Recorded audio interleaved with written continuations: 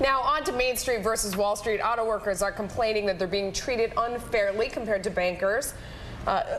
Just look at the money alone. Right. Okay, so $17.4 billion to the automakers on Main Street in Detroit, and $700 billion to the bankers on Wall Street in New York. Of course, there are a lot more banks than there are auto companies, so I'm not sure it's a fair comparison. But how about this? The head of General Motors gets forced out and given a 60-day deadline to come up with a plan.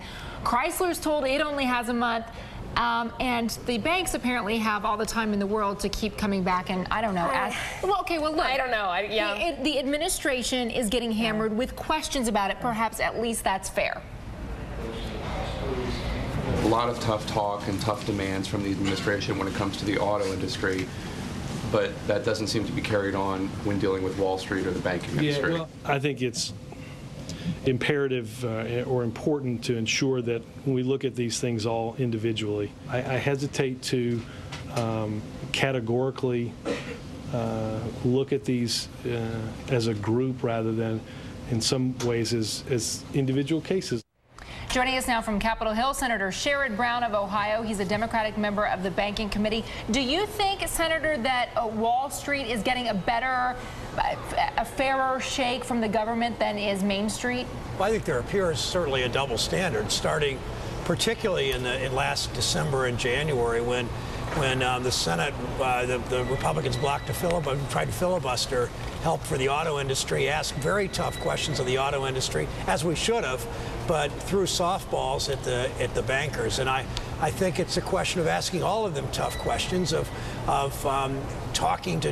holding executives accountable, whether they're Rick Wagner or whether they're somebody at AIG or Chase or anywhere else. Well, Senator, I don't know. A lot of the banking executives were raked over the coals. But what would make this more fair in your mind? I mean, we've thrown out one auto CEO, obviously. Do you think there are any banking CEOs that need to go? Some people have suggested that Citibank is a bank that is in a lot of trouble and maybe hasn't been managed as well as it could. Is that something you're talking about? I sat in these committee hearings listening to bankers and listening to auto companies, and some conservatives here sort of made light of auto workers' wages, and there was really a lot of class warfare going on from conservatives aimed at auto workers, that they weren't aiming the same kind of venom at bankers. And I don't want to envenom at anybody, but I think we need to hold the bankers more accountable than we have.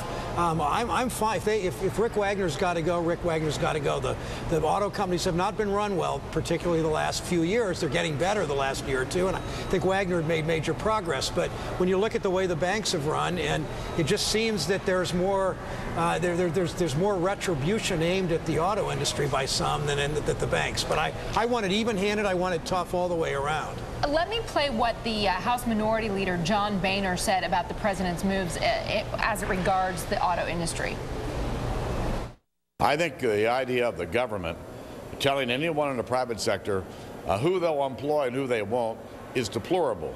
This is what's wrong when government starts putting money in the private sector. They start to believe that they can write all the rules.